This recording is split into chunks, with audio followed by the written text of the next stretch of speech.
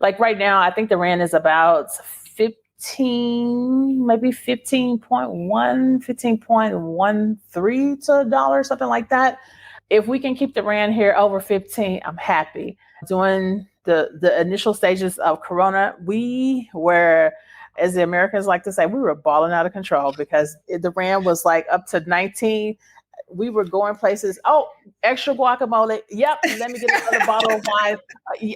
Oh, you want to eat? Put it on my tab, because we had so much extra, like extra. It was like everybody was like, okay, I got the bill this time. No, girl, I got it. Because yeah, we had that. Now we're kind of like, okay, how we split this?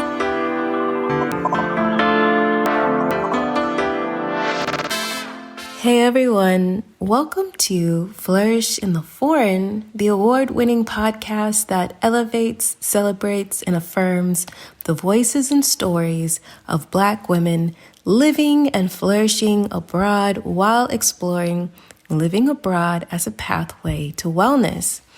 I'm your host, Christine Job, a Black American and Trinidadian woman based in Spain.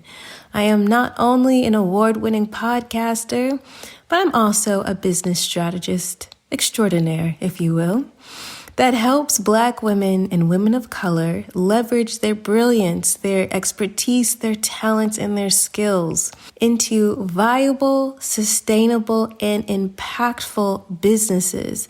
Businesses that make them not only professionally fulfilled, but also financially abundant while they pursue thriving lives abroad. If that sounds like something you're interested in, go ahead and check out my personal website at christinejob.com. And for those of you that are interested in the Move Abroad with Intention course, stay tuned to the end of this episode for more information on how you can join me live. So, as you all know, and for those of you who are new, welcome. Flourish in the Foreign is a labor of love, but labor nonetheless. And so I ask you to please support this solo podcaster. Yes, I am an indie solo podcaster. I don't got a team. It is all me all the time. I'm hoping that it's going to change soon though. So please support this here podcast. You can support the podcast by going to buymeacoffee.com/flourishforeign and buying me a coffee. You can also purchase an item off the Flourish in the Foreign wish list, which is a list of absolutely necessary production tools and software. If you don't know how much it costs to run a podcast, go ahead and just take a look at this wish list and it'll start giving you an idea of how much it costs to run your own podcast. So again, if you'd like to support the podcast in that way, go to buymeacoffee.com/flourishforeign. You can also support the podcast by subscribing to this podcast on whichever platform that you listen.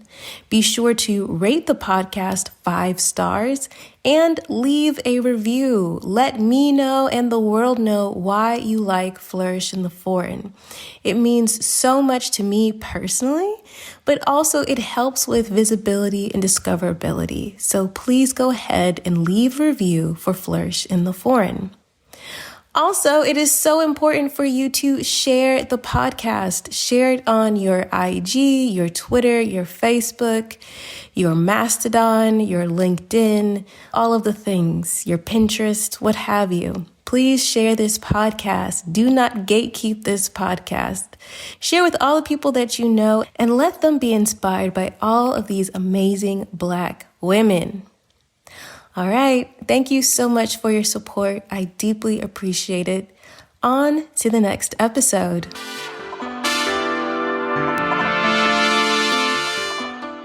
Today's episode is a bonus episode and it's a podcast swap.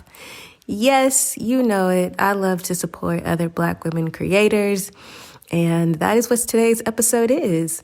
It is an episode from Miss Adelia Borshade.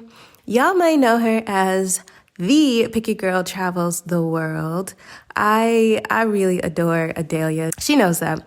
Adelia was actually one of my very first guests on this podcast. Check out her episode, season 1, episode 4, I believe. At the time of our recording, she was stuck in China, and now she's living her best life in Mexico City. You see? It's just amazing. Today's episode is an episode from her very popular YouTube channel. So if you have not subscribed, be sure to subscribe to the Picky Girl Travels the World YouTube channel, and features Kina Williams, who lives in South Africa. If you've been out here in these living abroad streets, or maybe you're part of Nomadness and things like that, you probably have heard about Kina, or at least you've heard about her epic parties and gatherings that she throws around the world. So, without further ado, I'm going to let Adelia and Kina tell you all about it. Thank you for joining. My name is Adelia Borchade, although most people on the internet know me better as Picky Girl Travels the World. I help Black women live the life they want by helping them master their money. And that life that they want can include traveling the world or moving abroad, like my guest tonight, Miss Kina Williams did. And that's why I assume you're all here, because you want to hear about what her life is like in South Africa. So if you've got questions, be sure to drop those in the chat. Say hello to everybody, Kina. Hi, everyone. Hope you guys are doing well out there. Oh, we should all be really grateful that Kina is here, because she is in South Africa and it's like 2 a.m. in the morning. So we're going to try and keep this to a tight hour today. So we're just going to jump right in. I was trying to do the math. You moved to South Africa in 2019. Is that correct? Yes. November Okay. 2019. November 2019. I'm curious about, this is going to sound like a simple question. Why? But how did you get to the place, or that you said, this is it, I'm going to move out of the United States? Okay, that's a great question. I had always had this plan that I was going to leave. I just didn't know at the time exactly where I was going. Around 2017, 2018, I was walking around saying Malaysia or bust. That was my plan originally, to move to Malaysia. But that didn't happen. I ended up meeting somebody in 2018 here in South Africa on one of my trips. Got engaged to someone December 2018. And me and the young man, we decided that I would actually come to South Africa. We ended up splitting 3 months later, amicable split, might I add. And I decided, you know what? I'm going. I don't need him. I'll just go anyway. So I ended up coming to South Africa that same year in 2019. Okay. So do you think, had you not been involved with him, whether that worked out or not, because you said you were originally planning for Malaysia. Mm-hmm. Do you think, had you never met him, that you might be talking to us from Malaysia right now? Maybe I'd planned to, at that time I was going to go to Malaysia. I looked at various different visa processes to go to Malaysia. And when I met him and it didn't work out, I was like, well, I have Malaysia, or let me look at what the South African visa process is like. I looked at it and I was like, okay, this looks doable. Let me just go to South Africa. I had been coming to South Africa for many years at that point. I had friends here. I knew the lay of the land, if you will. So I felt like, okay, this is a good move that I can make. Let me just make this move. And you mentioned being there on one of your trips. I forgot to mention this, that you run, I was going to call it a boutique travel company. Would that be correct? Or I don't know. So you are, to say that Kina is well-traveled is the understatement of the century. So you had your own business. So for a lot of people moving abroad, one of their big hangups is, how am I going to eat? where am I going to get money from? So you already had your own business before you left the United States. Yeah. Were you going to say something else? No. I'm agreeing with you. Okay.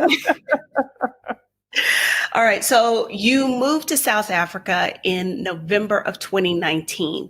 Yes. When was it that you made the decision? This is it. I'm moving. Let me start, getting rid of my stuff, selling my stuff. How long was that time period? Well, I'll have to tell you a funny story. Originally, when I decided that I was going to move to South Africa, I thought that I would quit my job in 2020. January 2020, I think it was 1/20/20 was the date that I was going to quit my job. And a friend of mine told me, she says, you will never make it to that date. You just won't make it. And I was like, whatever, girl, I'll make it to the date. I never made it to the date. Never made it to the date. Ended up leaving my job in September 30th, 2019. So I had a house. I still have my house in California, 3-story, 3-bedroom condo with a lot of stuff. I had furniture, stuff that had been in my house since I had been in there so many years. And I had to basically, originally I was, trying to get things situated, break down bags, get rid of furniture, clothes, shoes, TVs, everything. Because hold on, because go ahead. Math is not my strong suit. But hold on. So you made the decision in September, and the original plan was January, right? Well, I was originally planning to leave the job in January of 2020. What happened was I ended up leaving my job in September 2019. I submitted my resignation in 3 weeks in advance. And then I was like, okay, I need to go now. Okay. So you ended up leaving the job and you were like, why am I sticking around here? You've already told us you left and arrived in South Africa in November. Yes. So I interrupted you. How did you, because you had a house, you had cars, you had stuff. Yes. How did you make that happen? The biggest thing I had to do was basically I had to let go of material things and say, okay, you know what? I don't need this. Let me get rid of this. I think the biggest thing for people that are moving overseas, especially if you own real estate in the States, is, do I sell my house? And I decided to keep my house, which, looking at the current real estate market now, maybe I should sell it at this point, because I'd make a killing at this point. But yeah. I decided to keep my house and rent that out. So I ended up, interviewing different property management companies to do that. But the hardest part, I will say, for me was basically moving my things out of the house. I actually started to do everything one by one. And it gets a little, I'm not going to lie, it gets a little sentimental where you are, like, oh my gosh, I used to wear that when I was 4. I'm in my 40s. Do I really need this stuff? And I don't think that, you need these things. I actually there's a young lady that she's based in the Los Angeles area, and she is a organizer, like a fabulous organizer.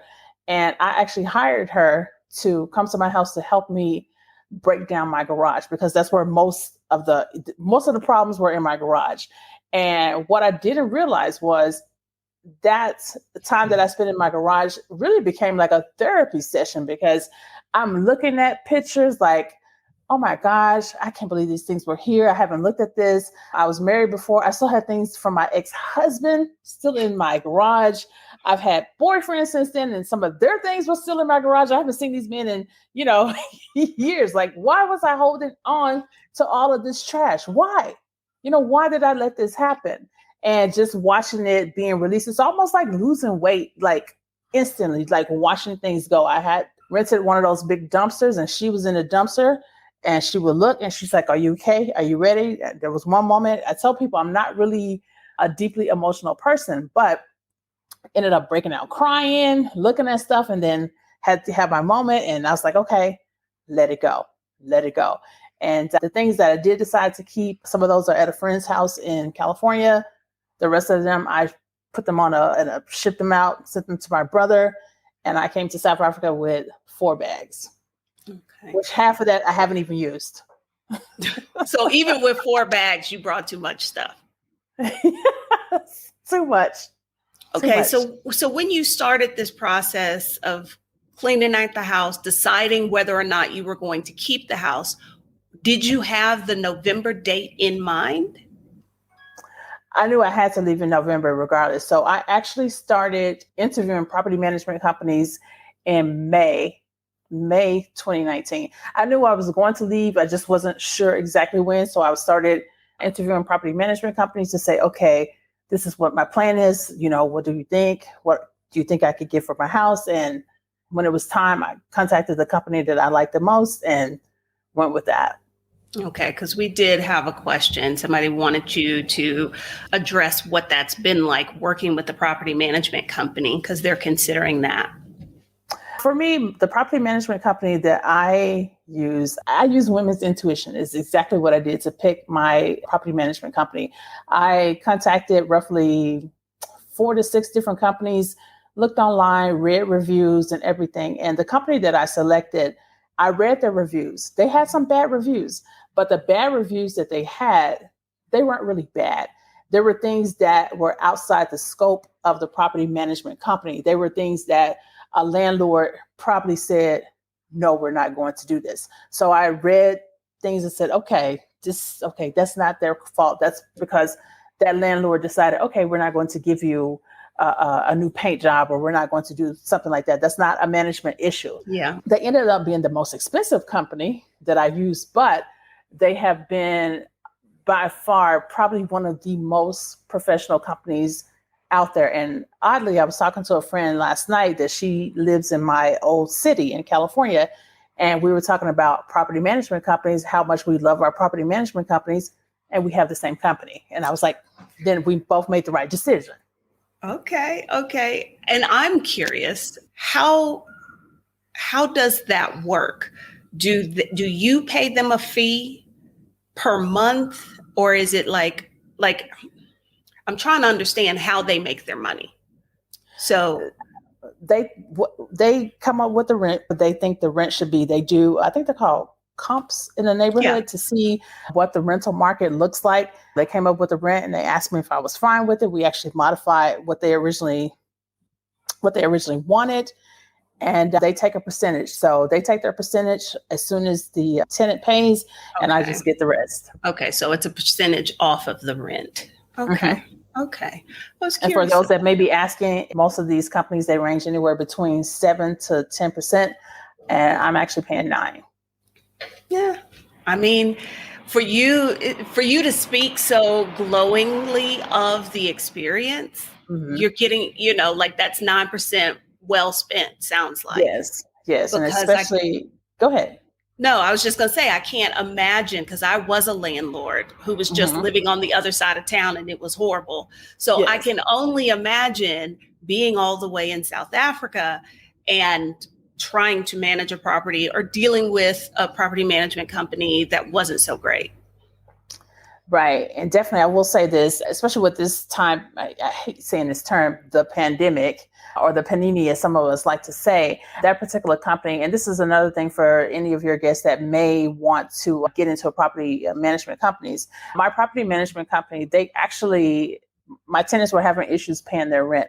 And they basically found out early that they weren't going to be able to make their rent, file documents so they could receive the renter's assistance. So that was like something where I didn't have to worry about it. They were basically like, we're on it. This is what we're doing. I didn't have to think about anything. So every time I look at that 9%, I'm just like, it's worth it. No, I know someone who was, when the pandemic started, was living in Southeast Asia, had a renter in their house, came back, the person was squatting, they damaged the property. I mean, like a nightmare. I still don't think, all this time later, I don't know that the court case has been handled. So the fact that they were proactive and that they did something to help keep the people in the house and help them get renter's insurance, that says everything. Yes, it Definitely does. Okay. So You've got the organizer there, you've got the dumpster. It's September. You knew you had to be gone by November. At this point, was it you weren't working? So was this literally what you were doing every day? Literally. That's what I was doing. So basically, probably the first week after I quit my job, I wasn't doing anything. I was just like, I'm not going to work. So I was excited. I was excited about that, that I wasn't going to work. So I kind of relaxed a little bit, but probably within that second week or so, I basically kicked into action and started the process. Because I had a 3-story condo, I just started moving things from the top floor to the second floor. And so you weed out from this floor, weed out from that floor, weed out from the third floor. I started, things that I wanted to keep, started putting them in my living room. So I knew that, okay, this is what I'm keeping. Things that were going away. We have a community group, a Facebook community group, where I posted, hey, come to this address. This is what's on on my driveway. If you want it, just take it. 'Cause I don't care. Just come and get it. You just needed it gone. I just needed it gone. And it just made me think about something interesting. A lot of people were laughing at me because I was selling my things for like dirt cheap. And I told someone it was easier for me to sell things for a cheaper price than trying to sell for more, because number one, I'm giving what I'm calling my value, and my value is higher than what someone else. No one cares that I've had this chair since I was that part. 10 or whatever. They just say, oh, it's a cheap chair. Let me just get this chair and go. So I basically, my whole dining room set, I think I sold it for $75, the whole set, just because it was cheaper for me to get $75 than to pay somebody to come and get it, and I'd make nothing. So I just, had stuff laying out in my front yard, and just, yeah, it was crazy. That's one of the things that I always caution people about, that if they are, because, depending on how long you plan to be gone, and obviously you were like, I'm going to be gone like for a very long time, if not forever. That some people, if they know it's just going to be a couple of years, they keep things. But if you are in a situation where you need to get rid of your things, I always caution people, don't get caught up in, well, this is how much I paid for this thing. Mm-hmm. This is how much it's worth. No, what you have is worth what people are willing to pay for it. And if you're trying to get out, you're trying to be done. I didn't sell my stuff quite that cheap, but I priced stuff to move because ultimately I needed it gone. Trying to, if you need the money from selling your things to fund your new life, you got to build some time in for that. You can't be choicy about prices and be like, but I want to leave next month. That's not going to work. Right. And I had 2 cars. So one of my cars I gave to one of my relatives. The other car, which I laugh about this, I had an Audi. I sold it for so cheap that even to the point I was just like, oh my gosh, that's how I knew I was ready to go. I was just like, here, take this car. Okay, sign these papers. Thank you for this money. Bye. I was done. I was just done at that point. Yes, Rashida, you're right. I do. It may be becoming my life's work to help free people, because it's okay to own things, but don't let your things own you. Yes. See, so I'm a liberator. What I do is good. She needs to get off my back about that. Okay. So you mentioned before that you had did some visa research. When you moved to South Africa, you were moving on a residency visa? A temporary residency visa is what I was applying for South Africa. They have several different types, and I picked, I think, one that is working the best for me here. Okay. I know this because I spoke to you back in November 2019 that I know at one point you were like, well, I'll be here and we'll see, how it feels. Are you still in that thought, or is Johannesburg and South Africa home now? When people say, when are you coming home? And I'm like, but I'm already here, I'm here. I'm here in South Africa. So at this point, I consider this place home because I can't, if I were to come to the States, number one, people say, oh, you have your house, you can go to your house. My house is rented. Those people, if I knocked on the door, they wouldn't even know, they don't even know who I am. They don't even know my name. And I prefer it that way, that they don't know who I am. So I can't go back to my house. I can't do anything. My aunt, I will always remember her words to me. She told me, if you ever need to come back, you can come back. But I like to think at my age, if I can't figure it out, I need to, keep going until I can figure out what I need to do. I don't want to have to go back. Okay. So how long was the process for your visa residency? Okay. I currently have a temporary residency here in South Africa. So I actually have residency based off of retirement. Although I wouldn't say I'm retired per se, but I do not work in South Africa. I do not hold a job here. I don't go to a 9 to 5 or anything like that. But here in South Africa, they have retiree visas. They're good for 4 years. And I'm actually on my second visa. I had one, the first one, it was only good for about 2.5 years, only because my passport was expiring. My passport, I have a new one now, which I got here in South Africa in 2 weeks. Yeah, I got it in 2 weeks here last year. And I'm now on a new temporary residency permit that's good for 4 years. However, in April, my goal is to apply for permanent residency. Starting April, I think I'm going to apply and see what happens. Okay. Well, wait. So you said, see what happens. I guess I'm working from the thought of like, you meet the requirements, you'll get permanent residency. Does it not work that way there? It depends on which category you're going under, and it depends on what you submit. Okay, is this enough for them? Will they take that? I'm going to do something interesting. I want to apply for residency based off of finances. Is what I want to do. And it's a little bit tricky because you have to prove net worth. And I want to prove net worth in some strange ways.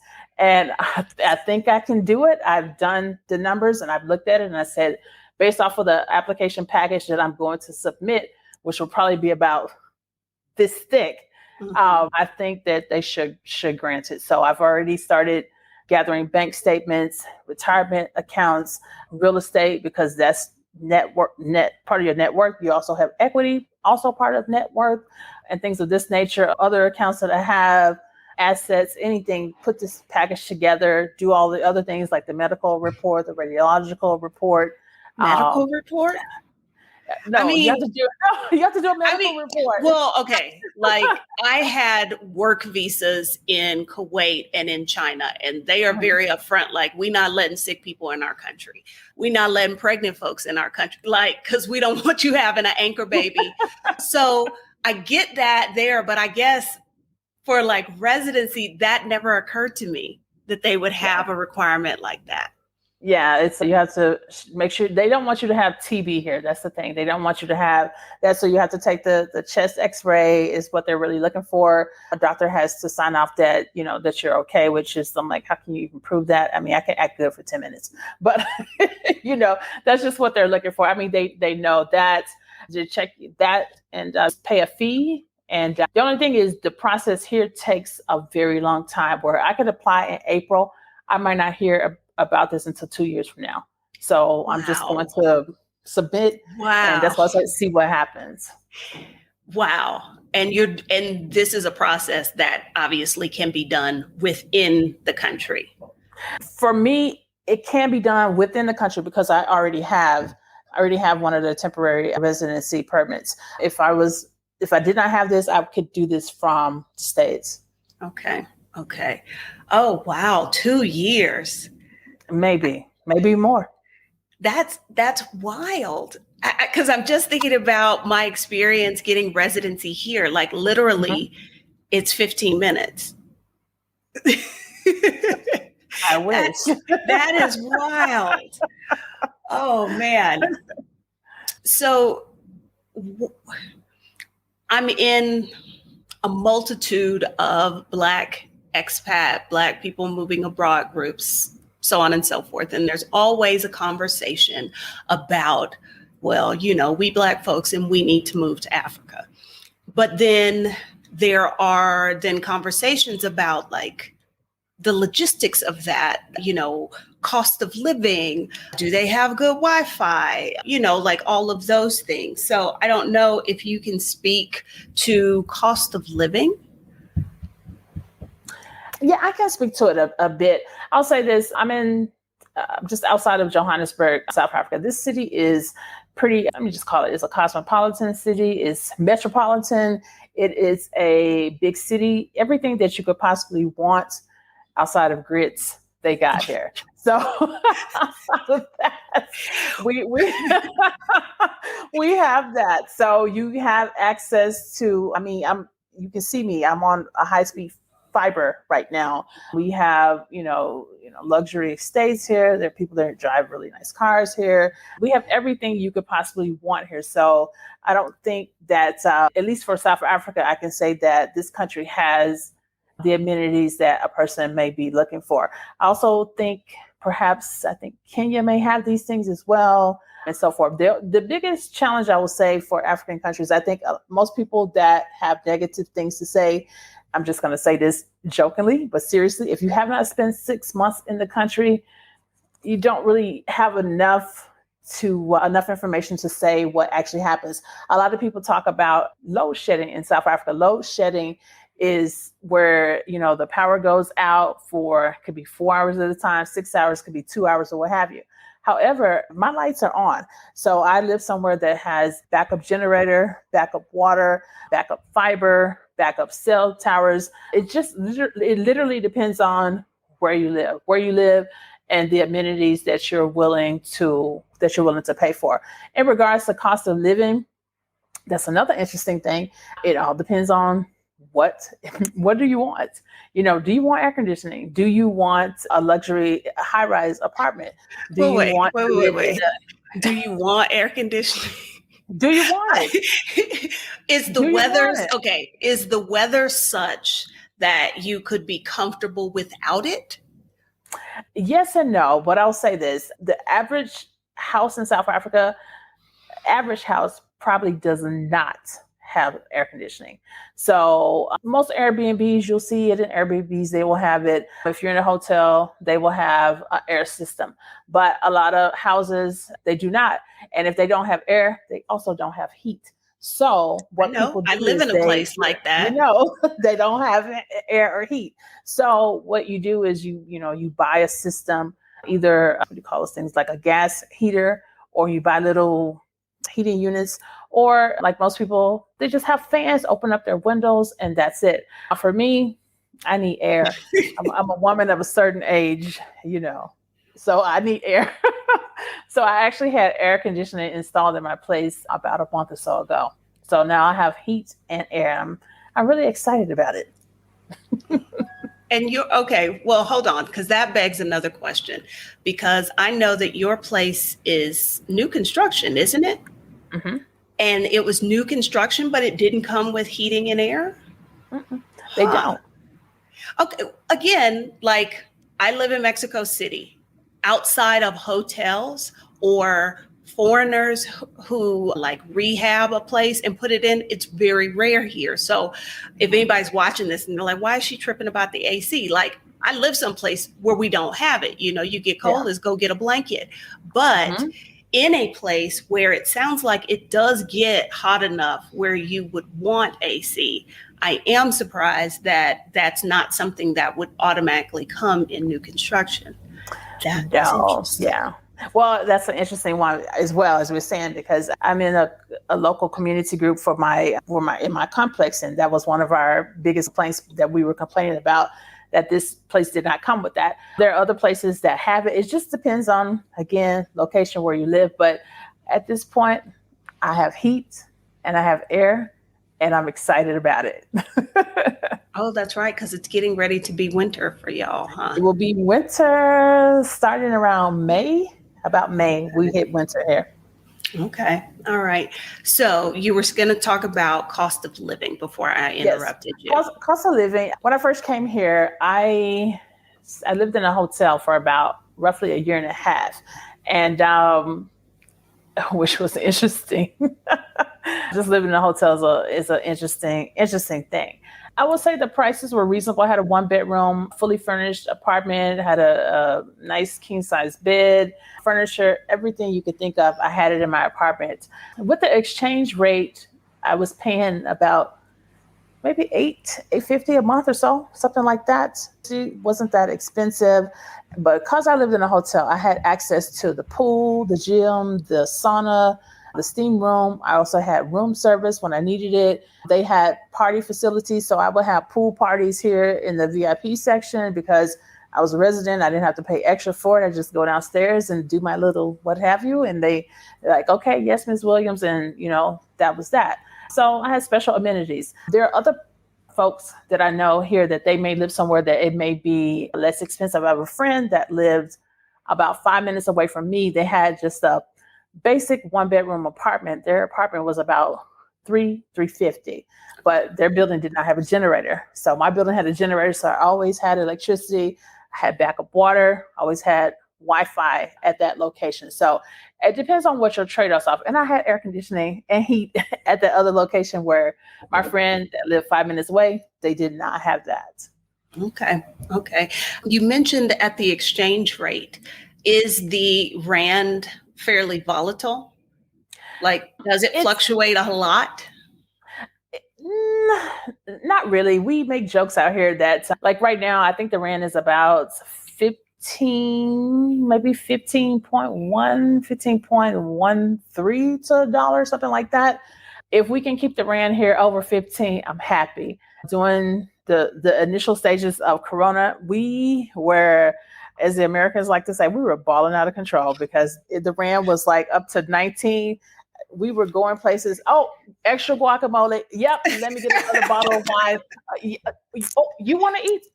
Put it on my tab, because we had so much extra, like extra. It was like everybody was like, okay, I got the bill this time. No, girl, I got it. Because we had that. Now we're kind of like, okay, how are we splitting this? No. Okay, not that bad. But, but that was during the pandemic. I think most countries were experiencing, such fluctuations. Now at this point, we pretty much stay between, I would say 14.5 to about 16 most of the time, which is okay. As long as I'm like around that 15 mark, I'm okay. Hey everyone, I hope you're enjoying this episode of Flourish in the Foreign. And if you are, please consider supporting this podcast by buying me a coffee or purchasing an item off the podcast wish list on Buy Me a Coffee. So you can either go to buymeacoffee.com/flourishforeign and buy me a coffee, or you can purchase an item off our wish list. Either way, thank you so much for listening to the podcast. Make sure you're subscribed and you left a review. And now on to the rest of the episode.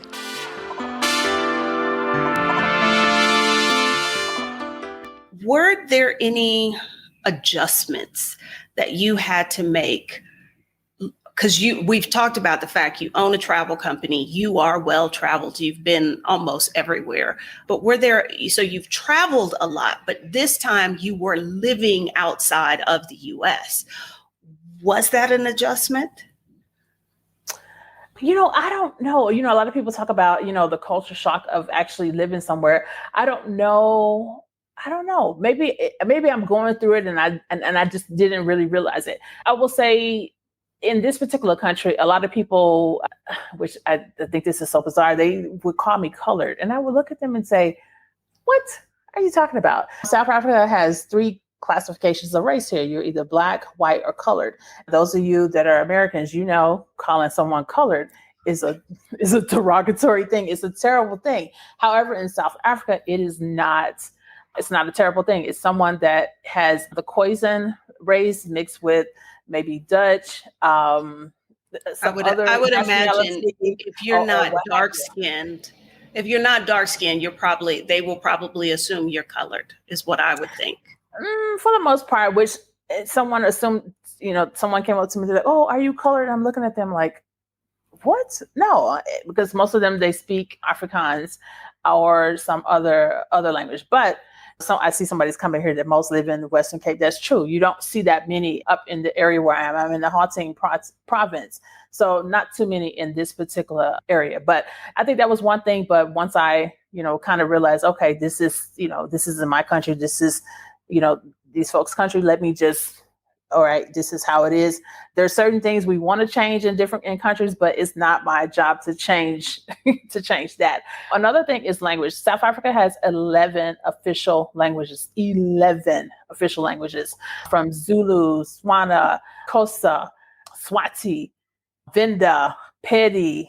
It's so many different Afrikaans, English, so many languages. So a lot of people will come up to me and they would start speaking, Unjani, and I'm like, wait, I'm not Zulu, and they, okay, hello. So I think a lot of people will make the assumption that I'm a local until they hear my accent, then it's just a dead giveaway. So at this point, I was learning, and please don't ask me to speak any Zulu, but I was taking some Zulu classes last year, but I have not done a very good job with that. Unfortunately, I've tried, but it's hard. But I can make clicks. Now, does that mean something? Like that's the Q in Zulu. So you've got a few. You got the Q, C, and I think the Z, if I'm not mistaken. Like you can see a word that's like CELE. It's like, if I'm not mistaken. So they did teach me that. Okay, that sounds exhausting. It is. We had, before I forget, somebody asked about like the people who live in your building. Are they mostly locals? Are they foreigners? Where I live right now, I would say most of the people in this building they're mostly locals. They're mostly local people. We've got people, and if you want to know about demographics, we've got everybody's in this building. South Africa is called Rainbow Nation because they have so many different, I guess you could say, nationalities for this point. My next door neighbor, I'm not really sure where they're from, but I think they may be Middle Eastern. The guy that's down the hall is South African. We have some Caucasian folks here as well. We've got people from neighboring countries like Zimbabwe here. We've got people that are of Indian descent, which most people from Indian descent in this area, they're from Durban. There's a few. I think of only one expat that lives here. And the only reason she's here is because I mentioned it to her. If she's listening, hey, I hope you're sleeping. But it's mostly local people in this building. Okay. Waffle Cat Studio wants to know how you arrived choosing Joburg over other large metropolitan areas. That's an excellent question. Joburg over Cape Town, over Durban, over and other cities. I will say one thing is, I will say this. A lot of people were surprised that I'm in the Joburg area versus Cape Town. Cape Town is aesthetically pleasing. It is a beautiful, beautiful, gorgeous town. I'm not going to lie to you. It is gorgeous. The seafood is amazing there. It's just amazing. However, I felt like, number one, I had more friends that were in the Joburg area.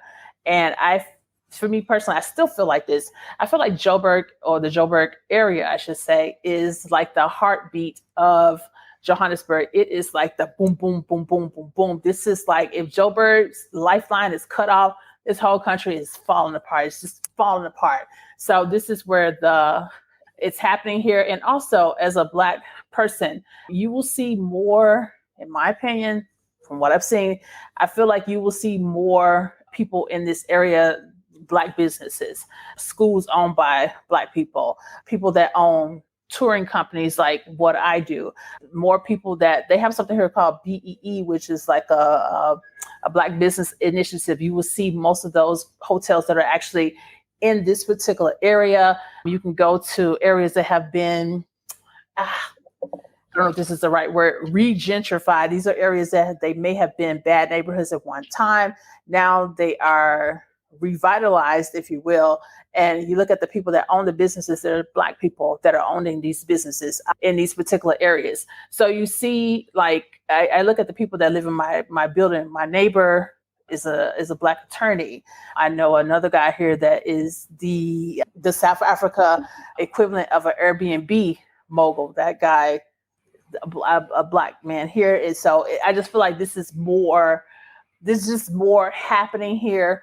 You'll see more progressiveness here. Whereas in Cape Town, if I go to Cape Town, again, it's a beautiful city. If I go to a restaurant in Cape Town, if I see Black people in the restaurant, they will be probably the ones working there. Where Johannesburg, come here, everybody there around me will probably be Black people. And I feel like I can get information, we can share, become friends with people, and start networking. And I feel like this particular area has more of that particular opportunity than I think I will ever get in Cape Town. But no rag on Cape Town. I just feel like, my people. There's a lot that Joburg has to offer. That's like, well, why would I live somewhere else? No, right. I understand that. You have never met a stranger. Okay. So I am curious about, like, because one of the things when you move to another country, you do need community. And for somebody like me, who is an introverted introvert, that is not always the easiest thing to do. But like I said, you have never met a stranger. So how have you, I know the answer to this question, but I'm going to ask it anyway. Have you been able to establish community? Have you been able to connect with locals? Yes, definitely. Like I said, one thing about me is I think I'm nosy. If you watch 227, if you remember Pearl was always outside watching, I think I'm kind of the Pearl. But I'm not intrusive. I'm just kind of like, what's going on? Hi, how are you? What's going on? I'm Kina. I'm new here. This is such and such and such, what have you. So what I've done is basically I go out places and I'm like my father. I'll just strike up a conversation with anyone just to say, hey, how are you? Whatever. And most people, when they hear my accent, they want to talk to you anyway, because they want to know, why are you here? Because most people are shocked that I'm here. It's like a mystery to people. But I am one of my neighbors. The reason I met her was because she was having her birthday party. And one day I was cleaning my spare bedroom and I heard some house music. I was like, okay, that sounds like something I like. And I saw these blue flashing lights coming from the penthouse unit. And I was like, what is going on? So we have here in my building, we have an internal group of owners and investors. And I sent a message. I said, I don't know who's having this party in the penthouse, but I'm coming up there. And the lady that owned it, she says, come up. This is the number to come to. So I go up here. I don't even know the woman. Had been cleaning. I go up there in my cleaning clothes. They're all up there in black and gold, high heels, stilettos. And I'm in here in my cleaning clothes. And the lady comes out, she hugs me like we were old friends. And I was like, wow, okay. I was only going to stay for, 1 hour. 1 hour turned into like 5 or 6. Oh, and now she and I, we do lunch at least twice a month. So you make friendships that way, and then you get introduced to other folks' friends. I found out recently that there's someone famous that lives in my building, and we connected actually on Friday. And just people are, they want to talk. They hear the accent, they want to talk. If they've been to America, they want to tell you about their experience. Somebody I met had been to Kentucky. They were so excited, telling me about their experience. So it's a cultural exchange where people want to talk. And I've had the opportunity to befriend an Uber driver at one time before I was driving, that took me to his sister's wedding and a tombstone unveiling in the village, like almost 4 hours away from here. Wait. So that wedding, because I saw that post on your IG. This is from some Uber driver that he was like, hey, you should come to my sister's wedding. Like I said, y'all, she's never met a stranger. Yes, definitely. What is the best thing about living either in Johannesburg or living in South Africa? Ooh, I'm just going to say the best thing, period. And I'm just going to switch your question up a little bit. I would say the best thing about living overseas or living abroad for me personally, not necessarily South Africa, is I have time. I have time. I have freedom. I could do whatever I want to do. I'm talking to you. It's almost 3:00 in the morning, and I'm talking to you. I can do this, because I'm not going anywhere tomorrow, so I can do this. I feel like I have more time at this point in my life. All the things that I've wanted to do when I was in America that I didn't have time to do because I was, burnt out from the corporate job, stressed out because I didn't get, whatever promotion or what have you. I can do that. I've been involved in a mentoring situation with a young man I met literally on the street holding a sign. We were able to help him find a position to get some support, coaching and mentoring. Been able to volunteer at a local school, Kololo Academy, located in a township here in Johannesburg called Alex. I've had time to just basically find out that I actually like camping. Who knew? I didn't know. I've been camping like 7 times since I've been here. I'm actually going again in 2 weeks. I had no idea I like these things. I'm going to the theater on Sunday. I'm not really a gin or wine drinker, but if you live in South Africa, you have to do both, and I do both now. So I didn't know I like these things. So you're finding more about yourself. I know people, I needed to find myself. I didn't need to find myself. I needed to know what else I like to do, but I didn't know because I didn't have time. So now I have time and freedom, and people talk about, money and things like that, where I'm like, I can always make money, but I can't make time. That part. It being overseas has given you the space and the time to, I guess, find yourself, but really enjoy your life. Yes. Y'all can see why I titled this video like I did. She is living the dream, is she not? In my list of questions I have, because I've not been to South Africa yet. Okay. And I want to know about conveniences living there. So here in Mexico City, I can get anything delivered. I need cash. I want popcorn from my favorite movie theater. I can get anything. And then I visited a place in southern Mexico, and I had to actually go to restaurants to get food. I don't know how people live like that. So I am curious about the level of convenience available in your life there. Well, we have a lot of convenience here. We have, like I said, we have Uber here. We have something called Bolt, which is like Uber, just a little bit cheaper. We have, I think in the States, they have Instacart. We have one cart here, so I can get anything I want, even gin delivered to me. Okay, yeah, all right. This is sounding like my kind of place, because I have gotten rum delivered more than once. Yeah. So I can get that.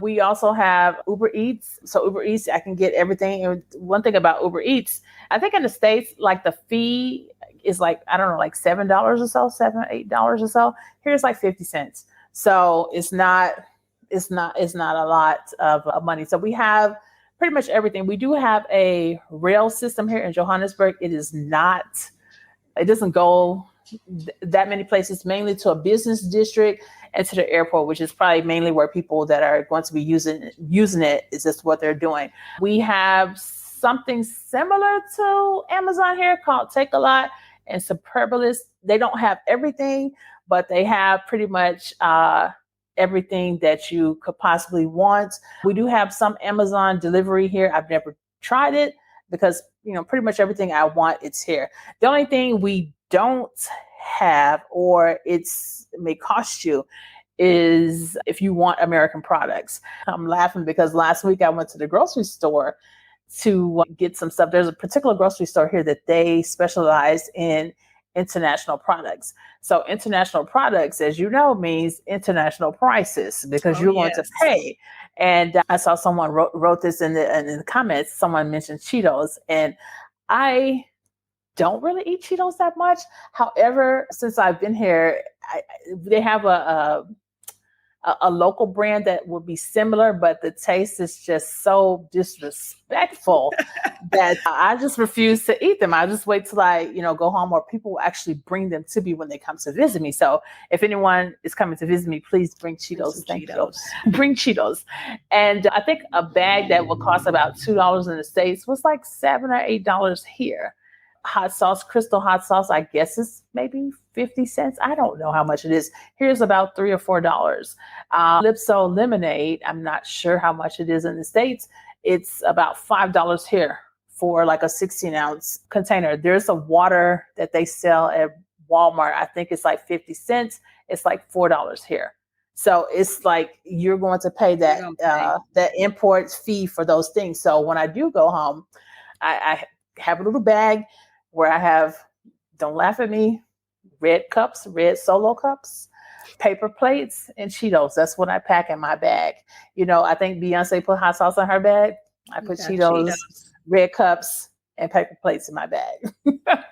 Okay. Now, I know that when Omicron started to spread, there were some restrictions, or there were some border close issues and things like that. What's the situation now? Because I want to say I read an article that basically South Africa was like, okay, y'all, everybody done had Omicron. We're moving on. We're done. Yeah. Yeah, we're at this point, we are open. This country has been open during the initial stages of our lockdown here. And I'll say this, which is, I don't know if it's controversial or not. A lot of people were surprised that South Africa really locked down this country. The first 3 weeks of our lockdown in March 2020, you could not go anywhere. I mean, there were only 3 places you could go. You could go to the doctor's office or hospital. You could go to the grocery store to buy food or to work. And you had to have a special notice just to go to work because they cleared the streets. They didn't want anyone in the streets. There was no Uber Eats, no restaurants open. The grocery stores were not even selling rotisserie chicken because they felt like that was in competition with restaurants that were not open. It was like the president said, hey, everybody must learn how to cook. And I actually learned. I would have been so screwed because I watched you get in there and cook. And I was like, look at her doing her thing. I would have been so screwed. I had no choice. I don't even know where to begin. Oh my gosh. But at this point, we started at level 5. So now we're back at level 1. And at this point, there were some days where we had curfew, and we are now off of curfew. Things are open pretty much. Johannesburg is a party city. If you want to go to the clubs are open till 4:00 in the morning now. So things are pretty much open. You still have to wear your mask here. They have sanitizer literally everywhere. Everywhere they have sanitizer. They still do temperature checks everywhere. Tables are still spaced out. So nothing changed there. So we're still in that life here. It sounds like they found a way to okay, we're going to be open, but we're going to be as safe as possible, which that's a good thing. Do you have advice for other Black women who are contemplating a move to South Africa, specifically for Black women? I will say, come here, try it out, see if you like it. But even then, just come. A lot of people will tell you things. They will tell you a lot of negative things. They may tell you, oh, South Africa has this reputation, that reputation, it's not safe, or what have you. But this is one of those places where, despite the reputation that they may have, I personally have not experienced any issues. I don't feel like my life is in danger or anything like that. I'm driving out here at nights, I'm at clubs and, stuff like that, going out, and I'm finding that I'm having, it's been great for me. It's been a great time for me. It's been an amazing time. I've met some wonderful people. I actually see somebody from South Africa that just popped on, online here. City Boys Pansula here just popped on. So it's been great here for me, a great experience. So I will encourage anyone that wants to come out here to come come out here, try it out. If you want to do a trial run of a month, do it. You can get a visitor's visa for 90 days. You can extend it for another 90 days if you want to stay for 6 months. Look at all the visa categories. If you have any specialized skills, such as you're an engineer, you're in a medical profession, you can get a critical skills visa, which sometimes leads to permanent residency. If you are retired and you make a roughly $2,400 to $2,500 a month in some type of income, you can come here on a retiree visa. There's so many different options for you to come here and stay long term. They even have something called a visitor visa where you can stay here for 3 years and you don't even have to show, I think, finances for that. Okay, let me ask this. This is for me. Okay. With residency, let's say permanent residency there, are you required to spend a certain number of days in the country? No. Well, the only thing is you need to pop in the country once every 3 years. So okay. You can just I can live with that. Yeah. I can live with that. I can live with that. Okay, y'all, we've got about 2-3 more minutes because I technically have somewhere else I need to be, and Kina needs to go to sleep because it's almost 3 a.m. in the morning. So I got time. Okay, so if you've got a burning question about her life in South Africa, this would be the time to ask it. Were there any hiccups or unexpected things that happened? I mean, other than COVID. And I'll just mention, I did interview Kina and a couple of other people. I see Joan is here as well to talk about like handling medical emergencies abroad. Here is the link to that, and I'll put it in the description. But other than COVID, were there any other like, ooh, I did not expect this kind of thing? Well, one thing is, I'll say this, I had owned my home in California for such a long time that I haven't been a renter in so long that I didn't really realize what the renter process was. And for me, when I came to South Africa my first year, I decided I'm paying everything up front for a year because I don't want any hiccups. I don't want any problems or whatever. Because I think sometimes, depending on where you are, if you're an outsider trying to come into a new country, especially on the visa that I have no job. I have no job in South Africa, I should say.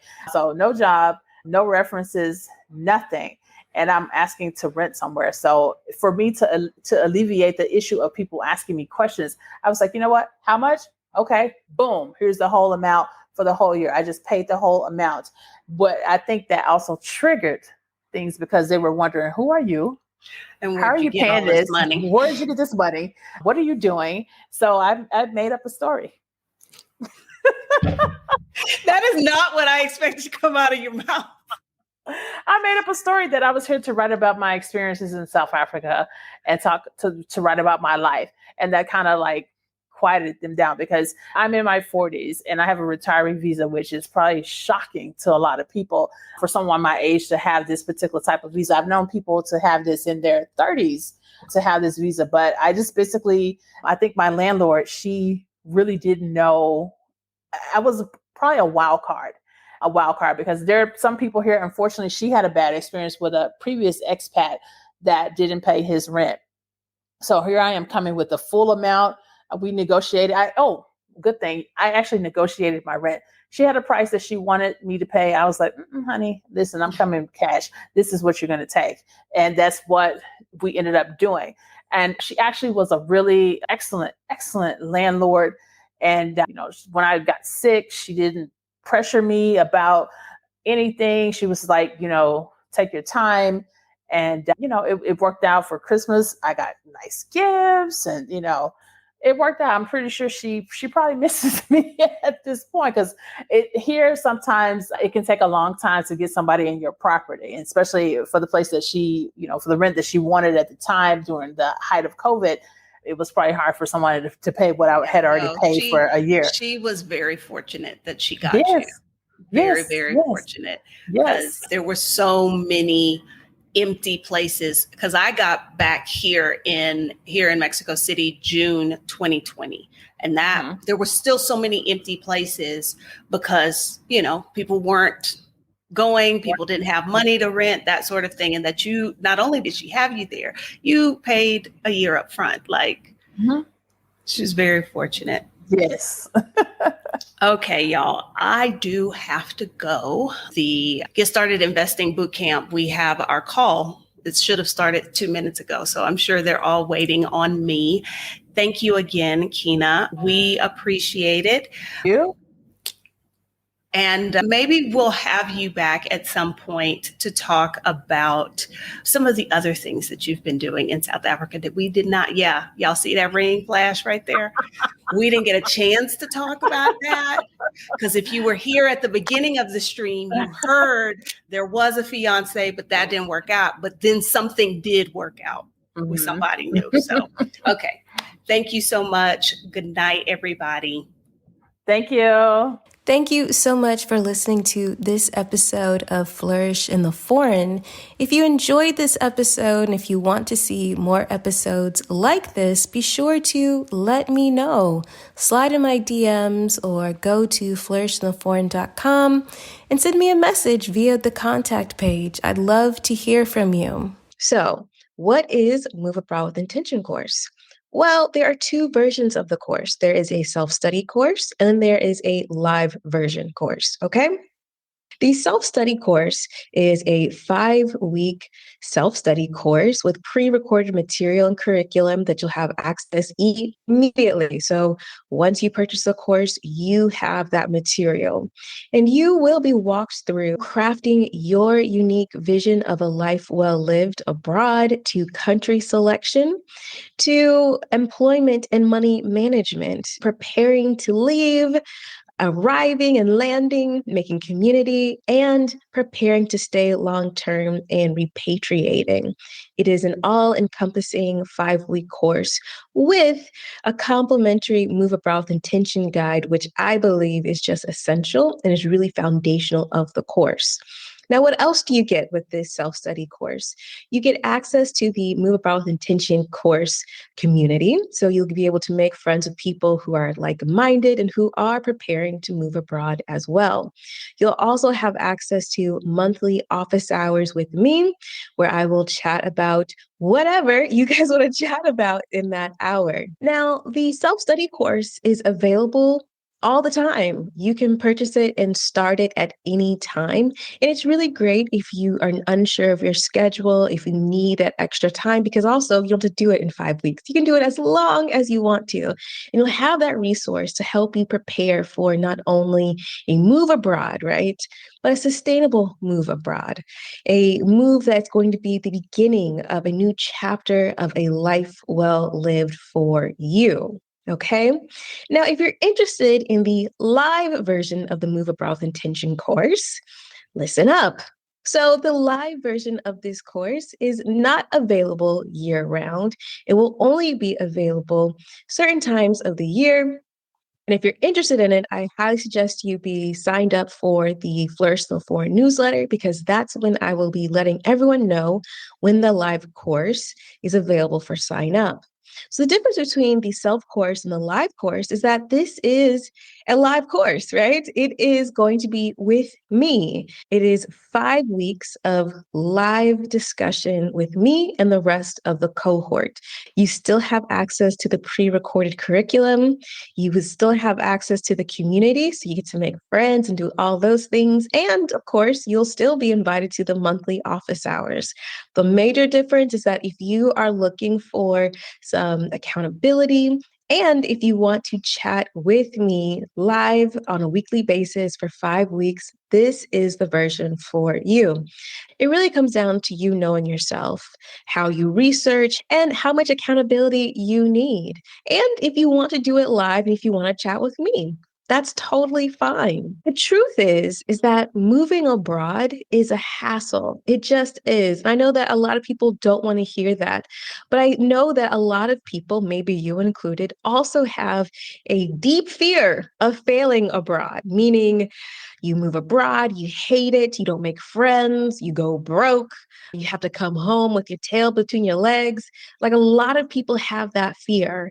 And I think they have that fear because they are not moving abroad with deep intentionality. Deep intentionality means knowing yourself and knowing what you truly desire and require in this next chapter of your life, and being honest with yourself. And moving abroad with intention course will help you build that foundation for a sustainable move abroad. At the end of this course, if you do the homework, you have a thick binder of research uniquely crafted for you and your life that will be the guiding star for you in this move abroad. Now, if this sounds like something you're interested in, I encourage you to sign up for Move Abroad with Intention course, either self-study or live version now. I hope to see you soon. And as always, thanks to Zach Higgs for producing the music of this podcast. I appreciate you, sir. And remember, it is not about moving abroad. It's not about being abroad. It's about flourishing abroad. So go abroad and cultivate a life well lived. See you next time. Bye.